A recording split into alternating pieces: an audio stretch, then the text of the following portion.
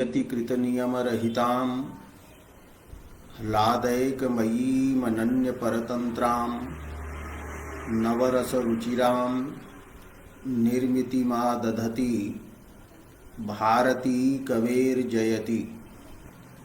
पूर्वम् अधिकालंकारस्य विषये चर्चा अभवत्। अद्य काव्यप्रकाशे प्रत्यनीक नामकः अलंकारः यथा ग्रंथं विचार्यते।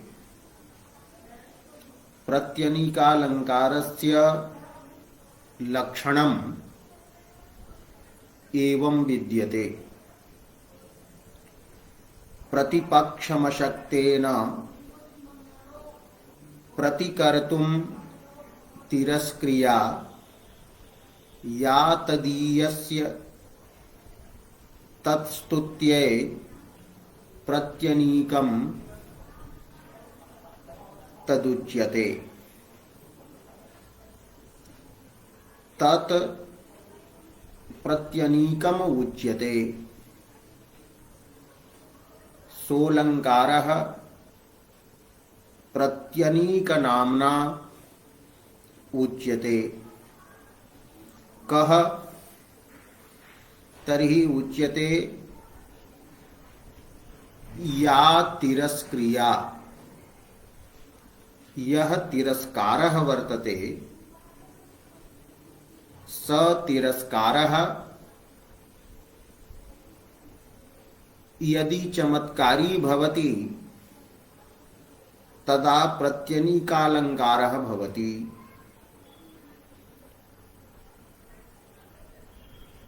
तर्हि केन तिरस्क्रिया भवति? कस्य च तिरस्क्रिया भवति? अत्र कर्तृपदं नोक्तं तर्हि केन इति पदं केनचित् इति पदम् अत्र योजनीयम्। केनचित् या तिरस्क्रिया क्रियते तत् प्रत्यनीकम् उच्यते। तद इति नपुंसकलिंगम प्रत्यनीकम इति विधेयानुसारेण वर्तते। केन तिरस्क्रिया तर्हि उच्यते अशक्तेन असमर्थेन। किम कर्तुम अशक्तेन? तो प्रतिकर्तुम प्रतिकारं कर्तुम असमर्थेन। कम प्रतिकर्तुम? तर्हि उच्यते प्रतिपक्षम। प्रतिपक्षः भवति शत्रुः। कश्चित् पदार्थः यत्र स्वशत्रोः तिरस्कारं साक्षात् कर्तुम् असमर्थः भवति। यदा प्रतिपक्षस्य प्रतिकारं कर्तुं प्रतिपक्षस्य पराभवं कर्तुं कश्चित् अशक्तः भवति असमर्थः भवति तर्हि सो समर्थः किं करोति? शत्रोः यः वर्तते संबंधी तस्य तिरस्कारं करोति। लोकेपि दृश्यते यत् यदि कस्यचित् प्रबलः शत्रुः भवति, स शत्रुः निरन्तरं पीडयति, किन्तु तं शत्रुं यदि वयं साक्षात् पराजेतुं न प्रभवामः तदा किं कुर्मः? तस्य शत्रोः यः कश्चन संबंधी भवति तस्य तिरस्कारः अस्माभिः क्रियते। यतो हि शत्रोः साक्षात् पराभवे सामर्थ्यं नास्ति, अतः शत्रोः यः संबंधी वर्तते तस्य तिरस्कारः पीडनं वा क्रियते।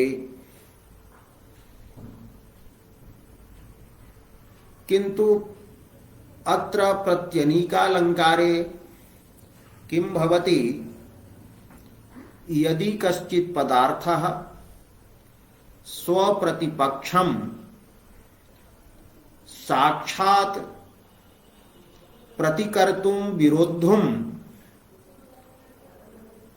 न शक्नोति, तदा स स्वप्रतिपक्षस्य शत्रोः यः संबंधी भवति तस्य तिरस्कारं करोति। किन्तु अयं तिरस्कारः शत्रोः हानये न भवति, शत्रोः निंदायै न भवति, अपितु शत्रोः उत्कर्षाय जायते। यदि कश्चित् शत्रोः संबंधिनः तिरस्कारं करोति तर्हि तेन तिरस्कारेण शत्रोः निंदा भवति, शत्रोः हानिः भवति। किन्तु अत्र वर्ण्यते यत् शत्रु संबंधिनः तिरस्कारे सति शत्रोः एव उत्कर्षः भवति। शत्रु संबंधिनः तिरस्कारस्य फलं शत्रोः एव स्तुतिः भवति, शत्रोः एव लाभाय भवति। एतदेव उच्यते प्रतिपक्षं विरोधिनं प्रतिकर्तुं साक्षात् पराभवितुं विरोद्धुं अशक्तेन केनचित् पदार्थेन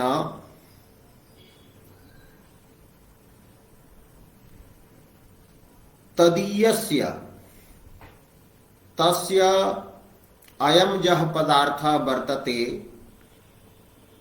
तदीय इत्यत्र तच्छब्देन प्रतिपक्षस्य परामर्शः अस्ति। तर्हि तदीयस्य अर्थात शत्रोः या तिरस्क्रिया तत्स्तुत्यै तस्य प्रतिपक्षस्य स्तुत्यै एव प्रशंसायै एव भवति। सा तिरस्क्रिया यदि तदा सा तिरस्क्रिया प्रत्यनीकम उच्यते। एवं वक्तुं शक्यते यत् स्वप्रतिपक्षस्य साक्षात् प्रतिकारं कर्तुं विरोधं कर्तुं असमर्थेन केनचित् पदार्थेन क्रियमाणः शत्रोः संबंधिनः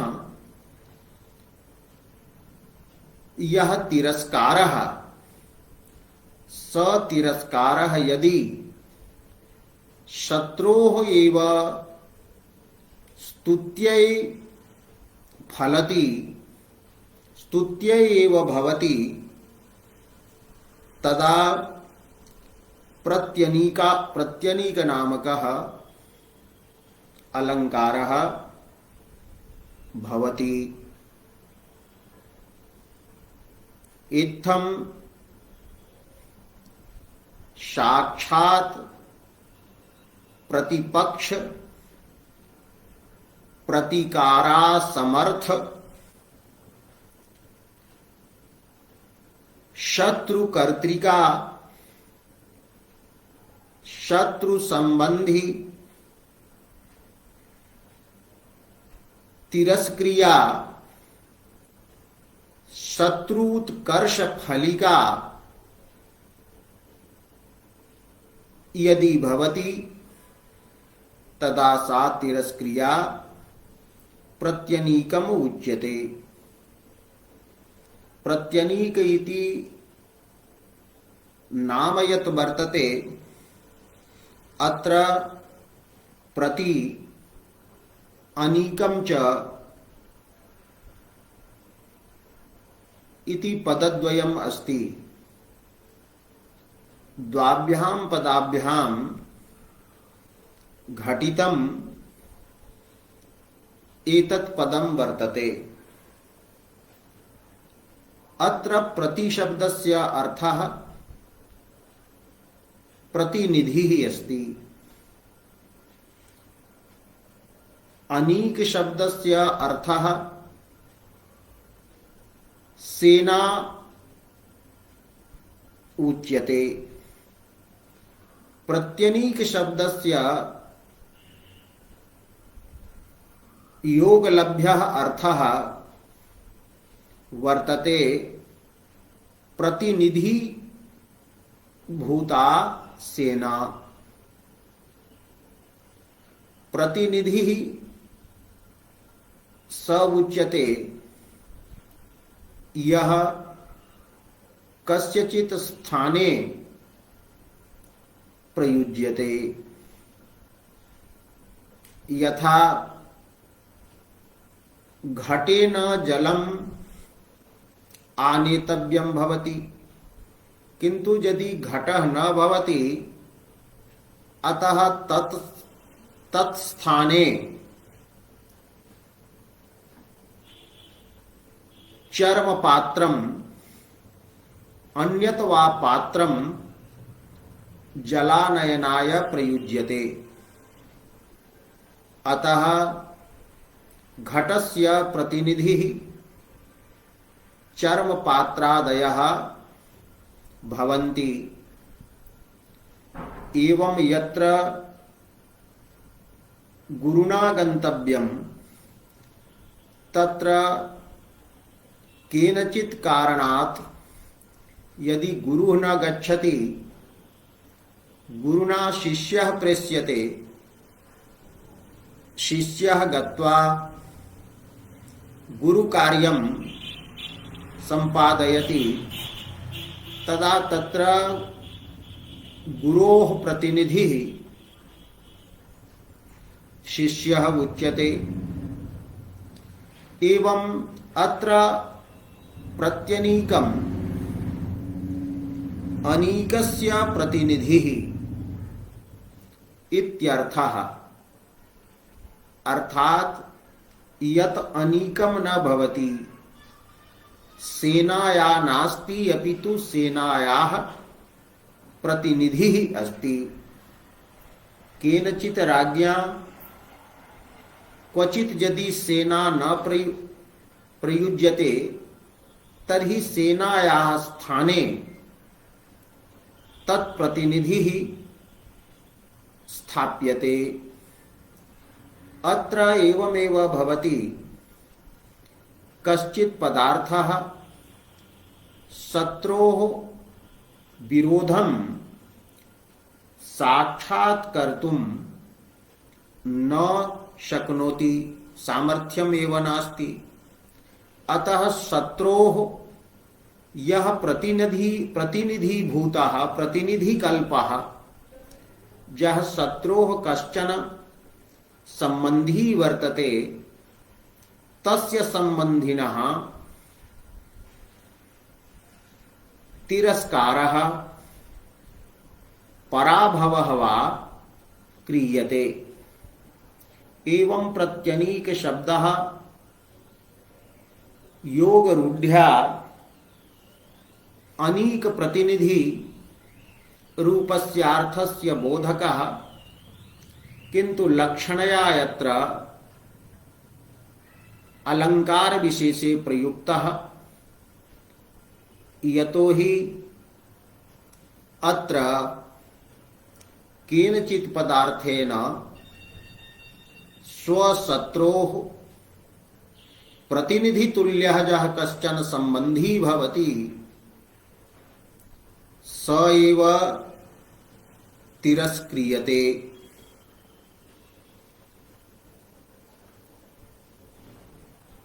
वृत्तौ अयमेव भावः प्रतिपाद्यते। न्यकृति परमपि विपक्षम्।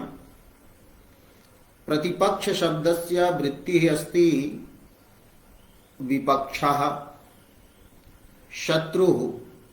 यः शत्रुः न्यकृतिपरः अस्ति, तिरस्कारपरः वर्तते, हानिं कुर्वन् एव वर्तते,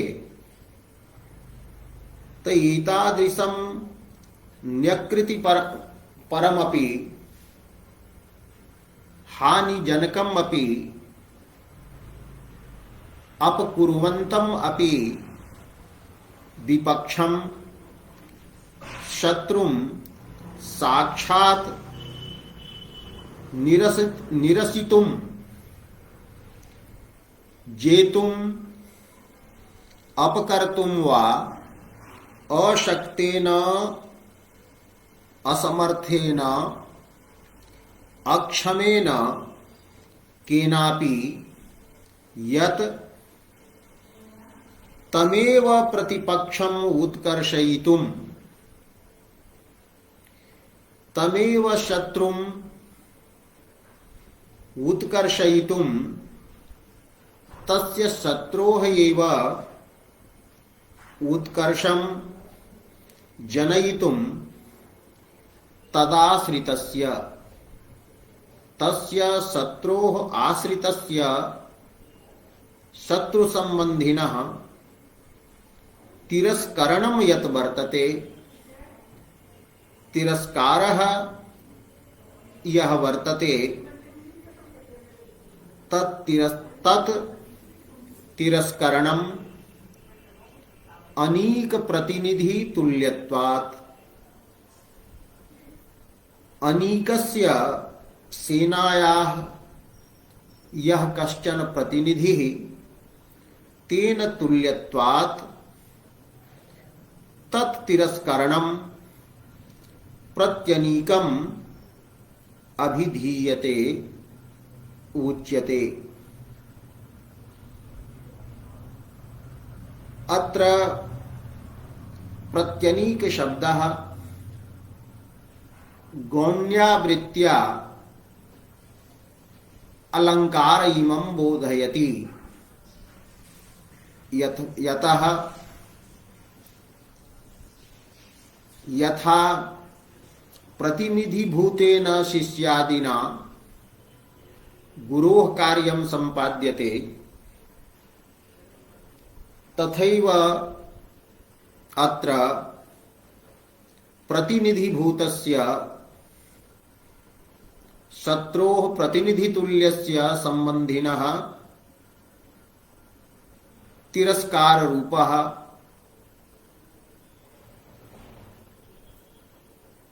कार्य विशेषः भवति।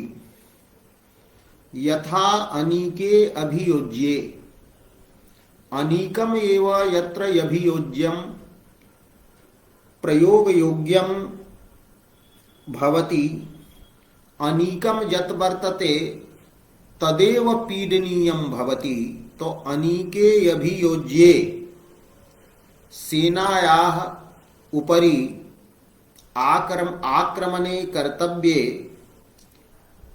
तत् न कृत्वा तत्प्रतिनिधीभूतम् अपरम कश्चित् मूर्खः मूढ़तया केनचित् अभियुज्यते।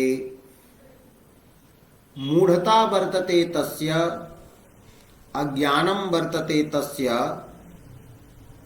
यतः तेन अनीकम या सेना वर्तते शत्रुभूता तत्र आक्रमणं विधेयं किंतु मूढ़तया सेनायाः उपरि आक्रमणं न कृत्वा तत्प्रतिनिधिभूतः अपरः कश्चन अभियुज्यते पीड्यते। तो तत्प्रतिनिधिभूतम् अपरं मूढ़तया केनचित् अभियुज्यते यथा तथा इह प्रतियोगिनी विजेये। प्रतियोगी यह वर्तते विरोधी शत्रुः स विजेयः भवति। स एव विजेतुं योग्यः भवति किंतु स न विजीयते अपितु तदीयः अन्यः विजीयते। तस्य प्रतियोगिनः प्रतिपक्षस्य अन्यः यः कश्चन संबंधी वर्तते स विजीयते। अत्र मूर्खतायाः कारणम् इदमपि वर्तते यत् प्रतिपक्षस्य संबंधिनः विजयेन तिरस्कारेण शत्रोः उत्कर्षः एव भवति न तु शत्रोः अपकारः। वस्तुतः शत्रुः यदि साक्षात् अभियोक्तुं न शक्यते तदा तस्य संबंधी अभियुज्यते पीड्यते किंतु सा पीडा शत्रोः अपकर्षाय भवेत् यदि तर्हि सम्यक्। किंतु यदि शत्रु संबंधिनः पीडा शत्रोः एव अपकर्षं जनयति तर्हि अभियोजनकर्तुः आक्रमणकर्तुः मूढ़ता एव प्रतीयते। एवं प्रत्यनीक तुल्यत्वात् अयम् अलंकारः प्रत्यनीकम् उच्यते। अस्य अलंकारस्य उदाहरणद्वयं दत्तम्। तत्र प्रथमम् उदाहरणं वर्तते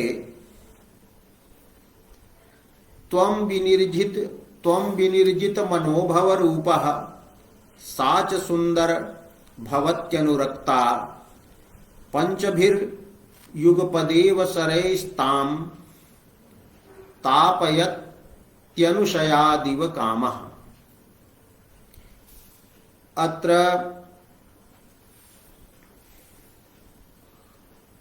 काचन सखी नायकं प्रति कथयति हे सुंदर त्वं विनिर्जित मनोभव रूपः असि। मनोभवः नाम कामः। कामदेवः यः सुंदरतमः स सुंदरतमः कामः येन विशेष रूपेण निर्जितः पराजितः तादृशः त्वम् असि। अर्थात तव सौंदर्येण कामः अपि पराजितः वर्तते, त्वं कामादपि सुंदरतरः असि। त्वं विनिर्जित मनोभव रूपः असि, जित काम सौंदर्यः असि। त्वया कामस्य रूपं सौंदर्यं जितं, विशेष रूपेण निर्जितं मनोभवस्य कामस्य रूपं सौंदर्यं येन सह त्वं विनिर्जित मनोभव रूपः वर्तसे। त्वं कामं जितवान्, कामस्य सौंदर्यं जितवान्, अतः कामः पराजितः जातः, अतः कामः तव प्रतिपक्षी वर्तते। कामस्यापि त्वं प्रतिपक्षी, प्रतिपक्षः, शत्रुः असि। यः कश्चित् कंचित जयति तदा स तस्य शत्रुः भवति। तत्त्वया कामस्य सौंदर्यं जितं। सा नायिका या वर्तते सा भवती अनुरक्ता वर्तते। सा प्रकृता या नायिका अस्ति काचन रमणी, सा त्वयि अनुरागं करोति। तस्याः नायिकायाः अनुरागः त्वयि वर्तते। एवं नायिका तव वर्तते, या त्वयि अनुरक्ता अस्ति। तर्हि कामः किं कुर्यात्? कामस्य कर्तव्यं किं वर्तते? कामस्य कर्तव्यं वर्तते यत् येन सौंदर्यं हृतं तस्य उपरि एव साक्षात् बाणप्रयोगेन तिरस्कारः पराजयः कर्तव्यः। किन्तु कामे तादृशं सामर्थ्यं नास्ति येन त्वया सह साक्षात् विरोधं कर्तुं समर्थः भवेत्।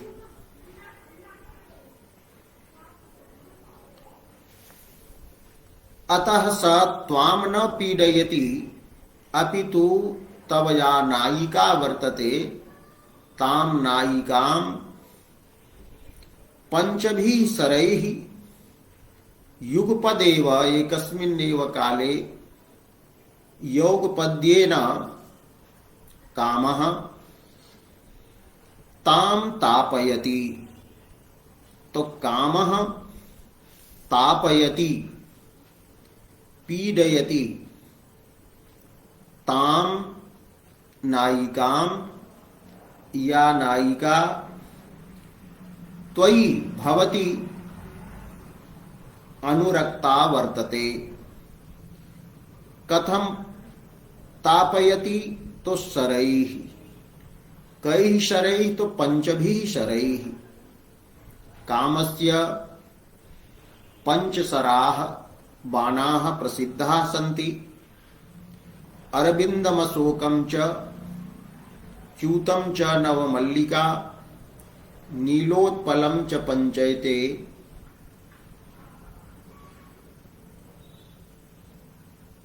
पंचबाणस्य सायकाः।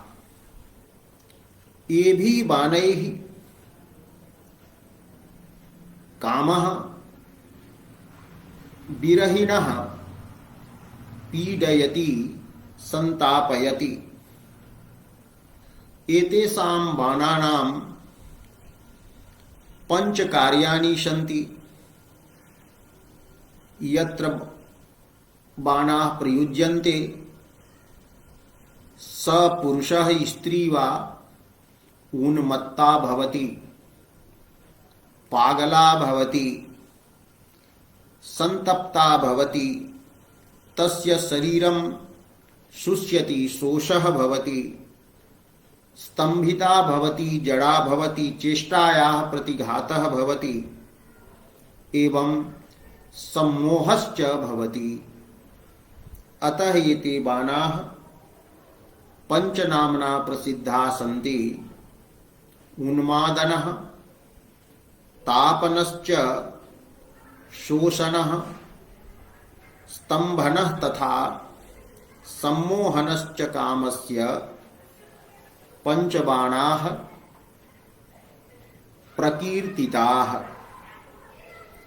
एवं कामः तामनायिकां येभिः पंचभिः बाणैः युगपदेव एकस्मिन्नेव काले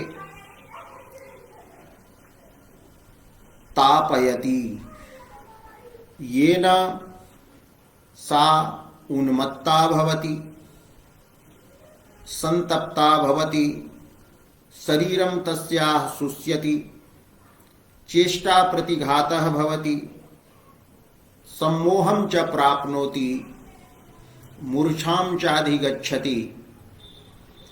अयं कामः विचारितवान् यत् अहम्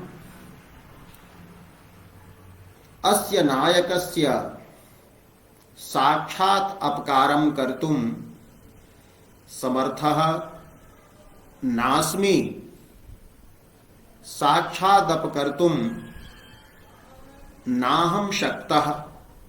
अतः एतस्मिन् नायके अनुरक्ता या वर्तते नायिका, या नायिका अनेन नायकेन प्रेम करोति, सा नायिका एव मया पीडनीया। एवं नायिकायां पीडितायां तस्य मम सौन्दर्यजेतुः नायकस्य पराभवः स्यात्। एवं विचार्य मूढ़ः कामः अनुशयात् इव, अनुशयः नाम द्वेषः, द्वेषेन इव तम नायकं प्रति, तम नायकम् अभिलक्ष्य जायमानेन द्वेषेन इव तां निरन्तरं संतापयति। अत्र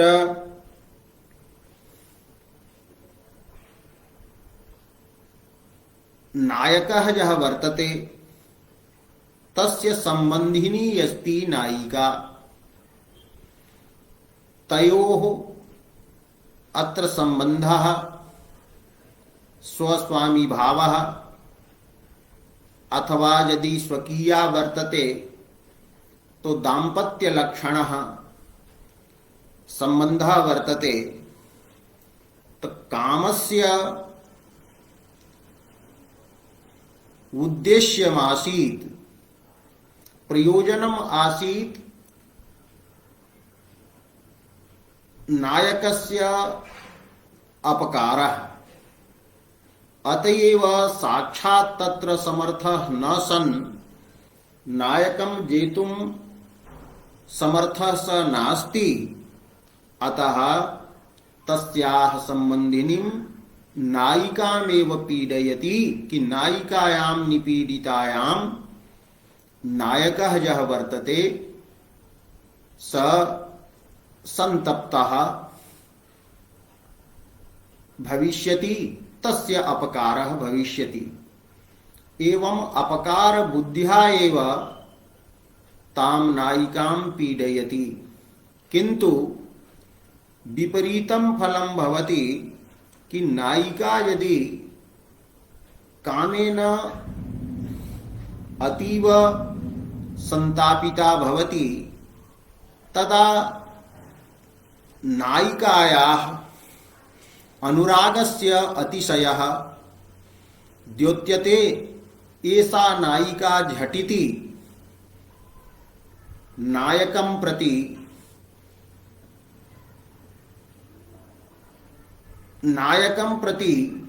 गमिष्यति।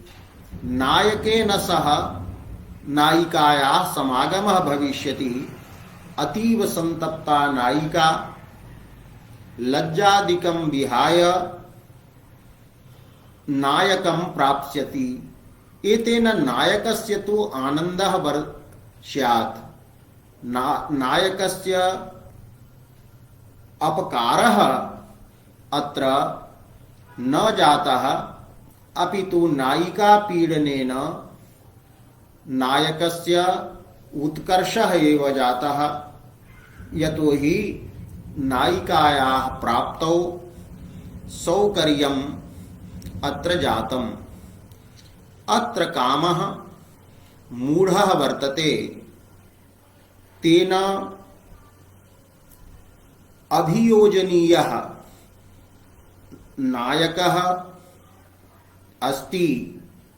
यतो हि स एव अस्य सौन्दर्यं जितवान्। तत्पुरः अयं सौन्दर्यहीनः जातः। किंतु कामे सामर्थ्यं नास्ति।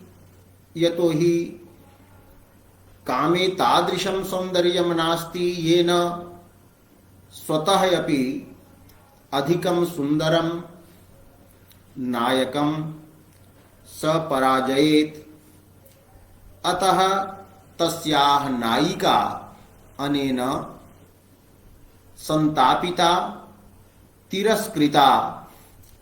तो नायिकायाः एष तिरस्कारः यः वर्तते स नायकस्यैव लाभाय जातः।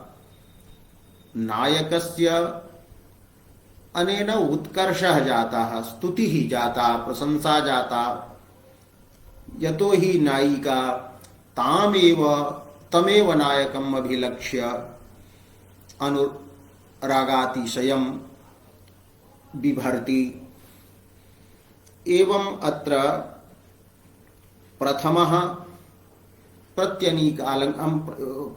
प्रत्यनीकालंकारः वर्तते। अत्र नायकस्य संबंधिनः तिरस्कारः कृतः। यः तिरस्कारः नायकोत्कर्ष फलकः अस्ति। नायकोत्कर्षम् एव तिरस्कारः जनितवान्। त्वं विनिर्जित मनोभव रूपः साच सुंदर भवत्यनुरक्ता। पंचभिर्युगपदेव शरैस्तां तापयति अनुशयादिव कामः। अत्र द्वितीयम् उदाहरणं दीयते। यस्य किंचिदपकर्तुमक्षमः काय निग्रह गृहीत विग्रहः कांतवक्त्र सदृशाकृतिं कृति राहुरिंदु मधुनापि बाधते। अत्र वर्णितम् अस्ति यत् राहु नामकः ग्रहः पुराणानुसारेण सिंहिकायाः पुत्रः संहिकेयः इंदुं चंद्रम अधुनापि बाधते। चंद्रम ग्रसते। यतो हि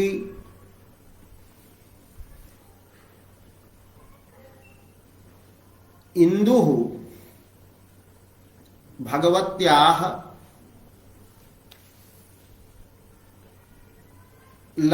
लक्ष्म्याः मुखस्य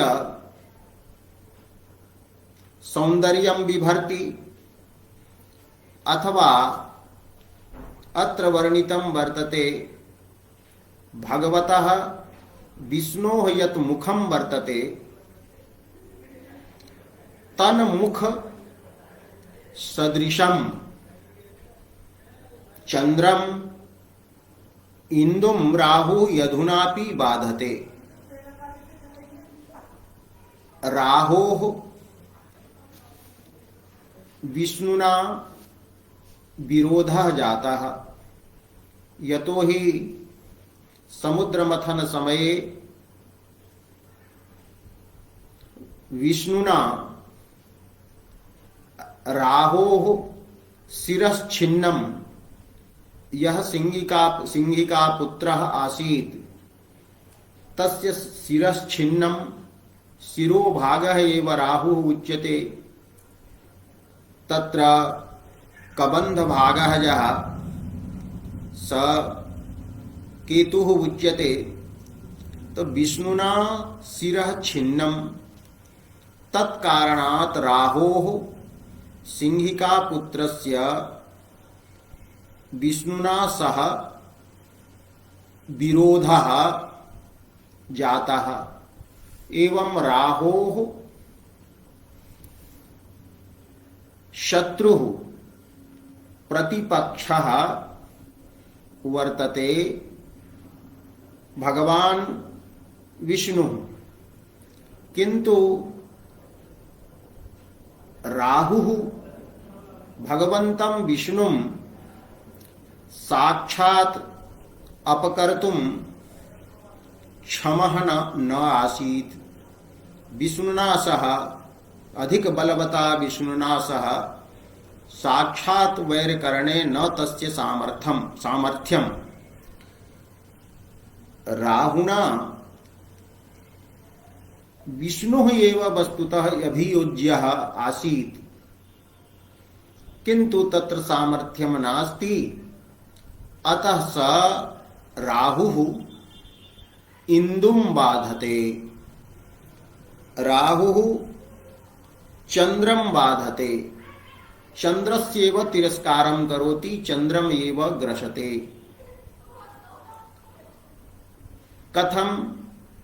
तो भगवतः विष्णोः यत् कांतं वक्त्रम् अस्ति, कमनीयं मुखं यत् वर्तते, तेन कमनीय मुखेन सदृशः वर्तते इंदुः। यतो हि भगवतः मुखस्य उपमा चंद्रेण दीयते, अतः सादृश्यम् अस्ति। तर्हि भगवन् मुख प्रतियोगिकं सादृश्यम् अत्र चंद्रे विवक्षितम् अस्ति।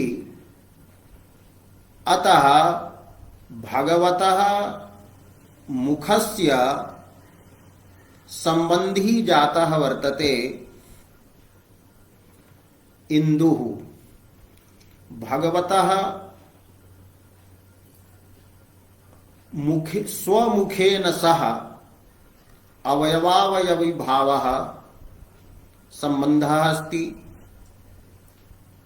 और मुखस्य चंद्रेण सह इंदुना सह सादृश्यं वर्तते, सादृश्याख्यः संबंधः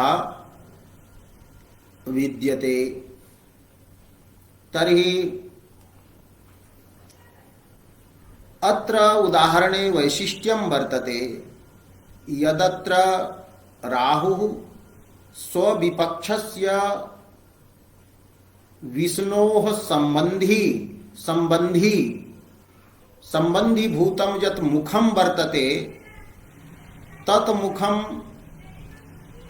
न बाधते, अपितु तस्य मुखस्य संबंधी यह इंदुः वर्तते स इंदुः बाधते। अत्र उक्तम् अस्ति राहु अधुनापि सम्प्रति अपि इंदुं बाधते। कीदृशः राहुः तो कृति कुशलः, इदानीमपि कुशलः जातः राहुः, तो कृति कुशल इत्यपि इति अमरकोशे कृतिन् इति कुशलार्थे प्रयुक्तः निपुणः राहुः अधुनापि इंदुं बाधते। कीदृशः स राहुः वर्तते? किंचिदपकर्तुमक्षमः राहुः, असमर्थः राहुः। कथम असमर्थः? किं कर्तुं? तो अपकर्तुं। तो यस्य विष्णोः भगवतः विष्णोः किंचिदपि ईषदपि साक्षात् अपकर्तुं अक्षमः असमर्थः यह वर्तते राहुः स इंदुं बाधते। पुनः कीदृशः स राहुः अस्ति? काय निग्रह गृहीत विग्रहः। कायस्य शरीरस्य निग्रहः कृतः विष्णुना। शरीरस्य जः निग्रहः, अत्र निग्रहः नाम चक्रेण छेदनम्। तो कायस्य निग्रहः यः जातः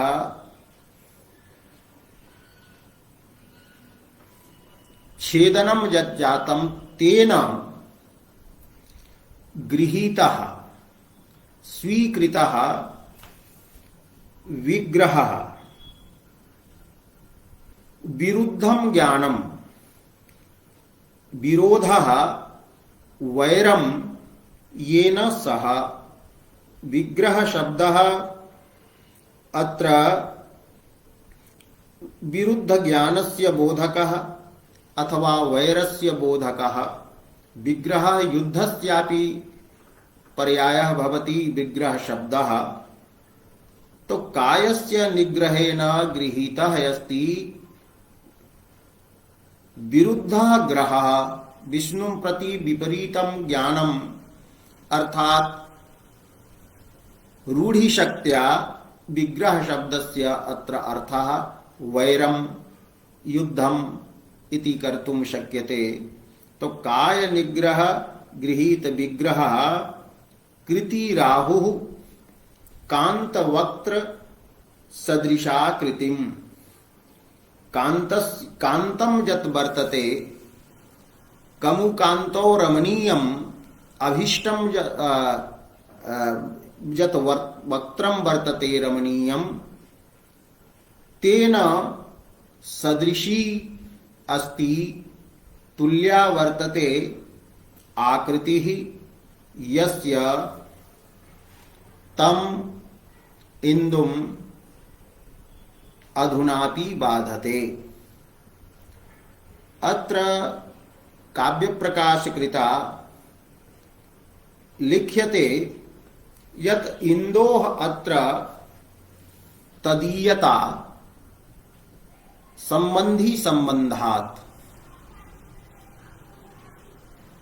कारिकायाम् उक्तं तदीयस्य तिरस्क्रिया, प्रतिपक्षस्य तिरस्क्रियाया वर्तते सा प्रत्यनीकम् उच्यते। अत्र तदीयता अर्थात विष्णु संबंधिता इंदौ या अस्ति सा साक्षात् नास्ति अपितु स्वावयव मुखद्वारा वर्तते संबंधी संबंधात् अस्ति तदीयता। विष्णोः तदीयता स्वसंबंधिता चंद्रे या वर्तते सा साक्षात् नास्ति अपितु संबंधी द्वारा। अत्र संबंधी शब्देन वक्त्रम मुखम ग्राह्यम। तो विष्णोः संबंधी यत् वर्तते मुखम तयोः अवयवावयवी भावः संबंधः। अतः विष्णोः संबंधी यत् वर्तते मुखम तस्य मुखस्य संबंधी सादृश्य संबंधवान वर्तते इंदुः। एवं अत्र शत्रोः संबंधिनः यत् बाधनं वर्तते या तिरस्क्रिया वर्तते सा तिरस्क्रिया मुखद्वारा वर्तते संबंधिनः। अतएव द्विविधम् उदाहरणम् अत्र प्रत्तम। पूर्वस्मिन् श्लोके तु निर्जित काम सौंदर्यस्य नायकस्य साक्षात् संबंधिनी वर्तते नायिका।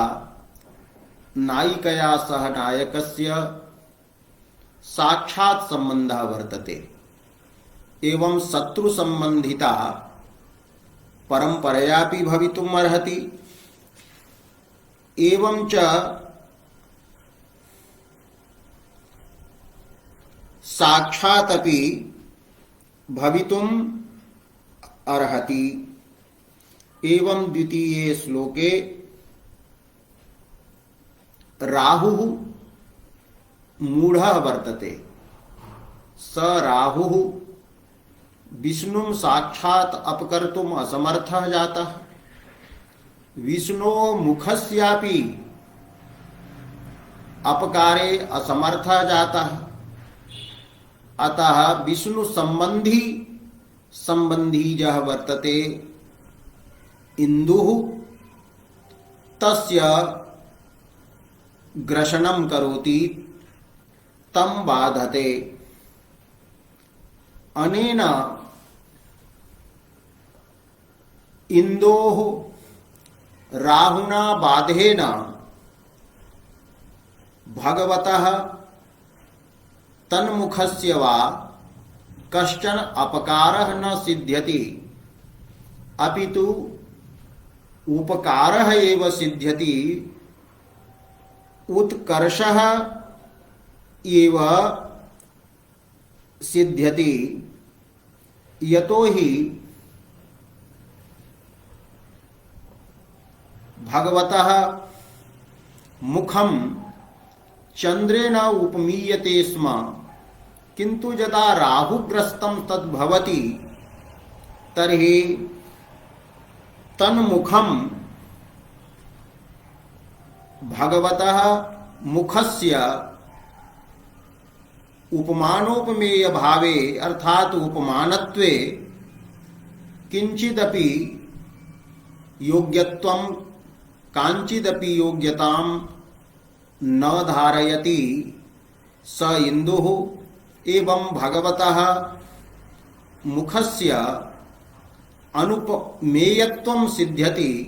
तो एवं मुखस्य अनुपमेयत्वेन भगवतः एव अत्र उत्कर्षः जातः। मुखोपमान भूतः यः चंद्रः स हि राहुना तिरस्कृतः। एवं यत्र केनचित् पदार्थेन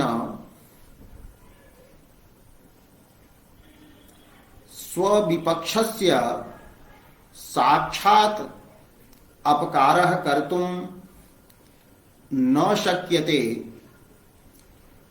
तदा तेन विपक्षस्य संबंधिनः अपकारः क्रियते। अपकारः क्रियते विपक्षस्य अपकर्षस्य बुद्ध्या, किंतु विपरीतं तत्र भवति यत् शत्रोः उत्कर्षः एव सिद्ध्यति। प्रत्यनीक शब्देन वैपरीत्यम् अपि द्योत्यते कि यदि अहम या कश्चित् कस्यचित् हानये तस्य संबंधिनः पीडां जनयति, तर्हि सा पीडा यदि तस्य हानये न भवति उत्कर्षाय एव भवति, तदा यत्नस्य यत् उद्देश्यः यः उद्देश्यभूतः पदार्थः तद् विपरीतं तत्र जायते। अतः एतादृशस्थले प्रत्यनीकालङ्कारः भवति। एवं वक्तुं शक्यते सारांशरूपेण यत् प्रतिपक्षस्य अथवा अपकारपरायणस्य प्रतिपक्षस्य साक्षात् अपकारं कर्तुं असमर्थेन केनचित् पदार्थेन पुरुषेण वा शत्रोः साक्षात् संबंधिनः परंपरा संबंधिनः वा